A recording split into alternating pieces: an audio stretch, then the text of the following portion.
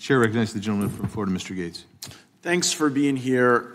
You had 16 people at Butler, and my question is, did they participate in a morning muster meeting that day of the attempted assassination? Thank you for the question. I would have to defer any questions as to the on-the-ground operational activity in Butler to the Secret Service. But I'm asking about your people, because the problem we're having, and Republicans and Democrats have noted, is we're not getting really forthright answers from the Secret Service in a timely way. And your agents, you had 16 people there, and those people either participated in a morning muster meeting, which is the protocol to make sure everyone's on the same page, has the same comms, that all the duties are correctly assigned and prepared to be executed. So can you get back to the committee with just a yes or no on whether or not they participated in that morning? Yes. Okay, good, great. I now want to talk about Ryan Routh. Ryan Routh is the person who attempted to assassinate President Trump at his golf club in Florida. And was Ryan Routh ever referred to HSI for further investigation of his activities? Thank you for the question, sir. I recently, just this morning, learned there was an article that he was, when he entered back into the country from overseas, CBP had contacted HSI, and I read all of the items, the things that he was stating, and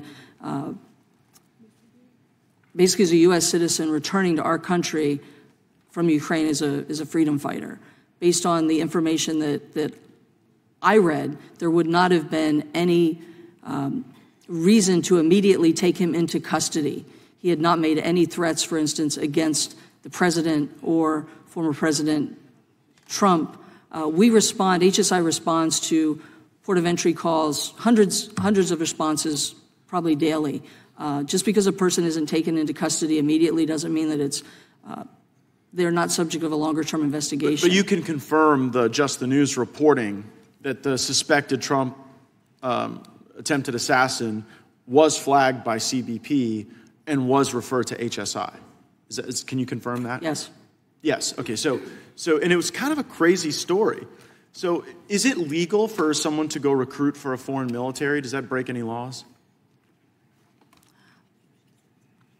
I don't know, sir. I would have to look into that a little bit further. Me too, frankly. But if recruiting for a foreign military was somehow improper, then that would necessitate some need for investigation, I would think. And here's the story that CBP picked up when they referred it to HSI.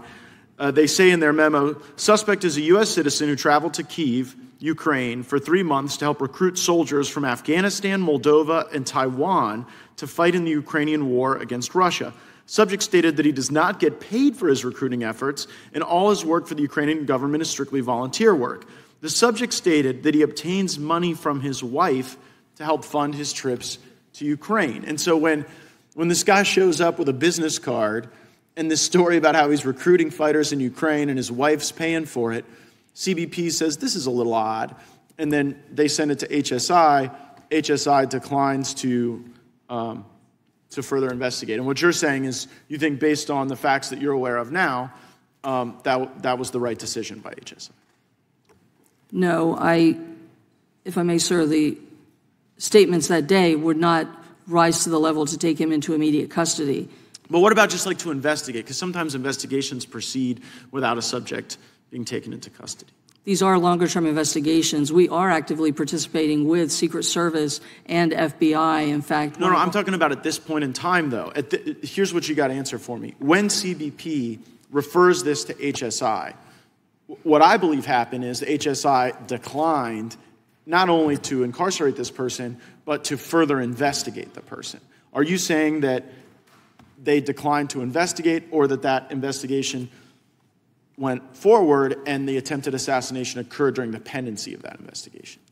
I would have to look into that a little bit further, sir. I'll get back to you on that. Yeah, I think that's going to be a really important second thing for you to get back to us on, is whether or not HSI made an active decision in real time to decline further investigation of this person.